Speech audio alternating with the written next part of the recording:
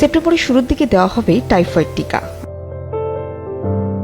Dengue করোনার মতো জ্বরে আক্রান্তের ঘটনা এখন প্রতিদিনই বাড়ছে। প্রতিনিয়ত এমন রোগী সামাল দিতে হিমশিম খাচ্ছে হাসপাতালগুলো। এমন পরিস্থিতিতে আগামী 1 সেপ্টেম্বর থেকে 9 মাস বয়স থেকে 15 বছর বয়সী শিশুকে সরকারি ব্যবস্থাপনায় টাইফয়েডের টিকা দেওয়ার উদ্যোগ নিয়েছে সরকার।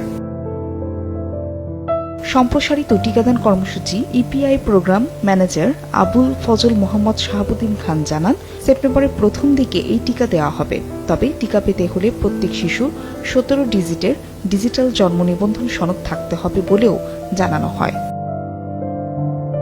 সরকার আশা করছে এই উদ্যোগ বাস্তবায়নের মাধ্যমে টাইফয়েড সংক্রমণের হার উল্লেখযোগ্যভাবে হ্রাস পাবে, পাশাপাশি শিশুরা আরও সুস্থ ও নিরাপদ জীবনযাপন করতে পারবে।